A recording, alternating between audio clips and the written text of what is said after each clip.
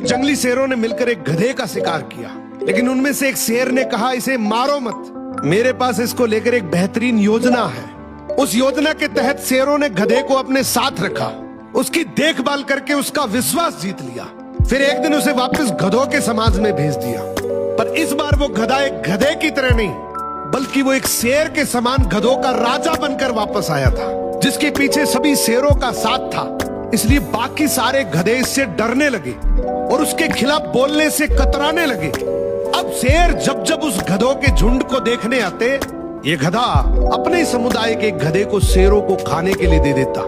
ये गधा गधों के बीच तो एक शेर जितना ताकतवर बन गया था, लेकिन शेरों के बीच वो अब भी एक गधा ही था।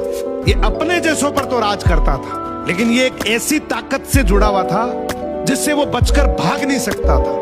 इसने हजारों मासूम गधों की कुर्बानी दी, सिर्फ ये सोचकर कि इससे मैं और ज्यादा ताकतवर बन जाऊंगा। एक दिन ऐसा आया कि सभी गधों ने एकजुट होकर उसका विरोध किया और ये ठान लिया कि इस बार शेर जब भी शिकार करने के लिए आएंगे तो हम में से कोई नहीं जाएगा, चाहे उसका परिणाम कुछ भी हो। अगले दिन जब शेर आए तो ये गधा अकेला ही खड़ा था, इसके पास कोई दूसरा झुंड नहीं था। तो गधे ने शेरों से विनम्रता से कहा कि देखो साहब, मेरा खौफ अब खत्म हो गया, मेरी कोई बात नहीं मान रहा।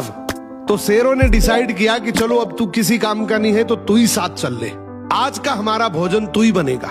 इस तरीके से आखिर में इस गधे का भी शिकार हो गया। हर समाज के अंदर एक ऐसा गधा जरूर होता है जो अपने लालच के लिए, अपनी ताकत बढ़ाने के लिए अपने ही समाज को दांव पर लगा देता है।